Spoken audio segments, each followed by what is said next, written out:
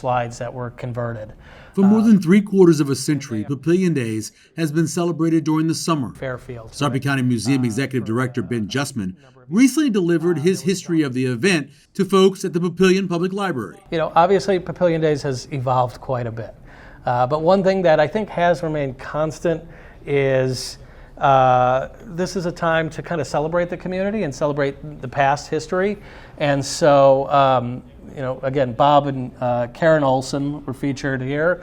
They were the king and queen. Along with the king and queen that year was Nellie Tower, who was the oldest resident in Papillion at the time at 101. Nellie's grandfather was actually the first mayor of Papillion. The event hasn't always been the second week of June. In fact, originally, Papillion Days was held in a much hotter part of the summer. See on the back the centennial celebration, again, August, before they switched over in 1972. So in the middle of August when it's very hot.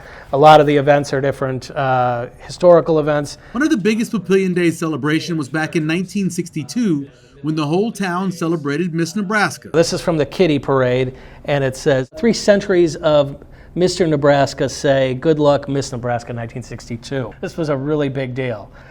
Miss Nebraska Day, Papillion's Miss Nebraska Day. Again, in the middle of Papillion Days, she's the headliner.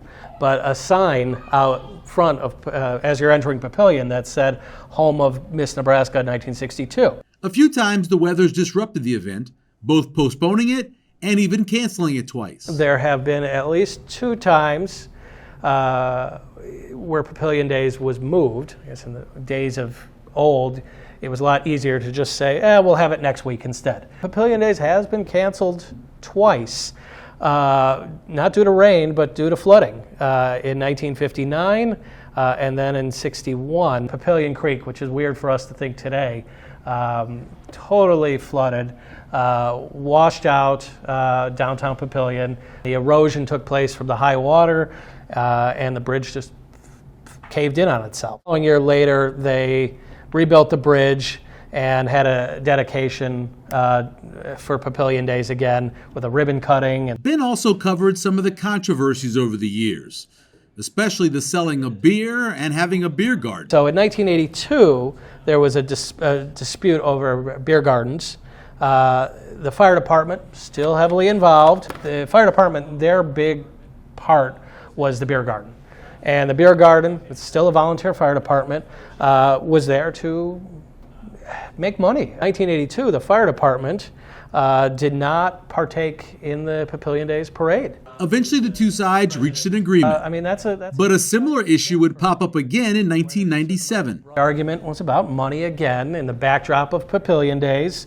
And so, you know, the fire department, which still had a lot of power, a lot of influence, threatened to not partake in Papillion Days. The mayor wanted to ride on a fire engine in the middle of Papillion Days, and the department said no. Fire chief says, we have Papillion Days coming up, and the mayor wanted to ride in the parade on a fire truck. I can't speak for the membership, but he won't be riding next to me. After that, the Papillion Community Foundation took over the running of Papillion Days.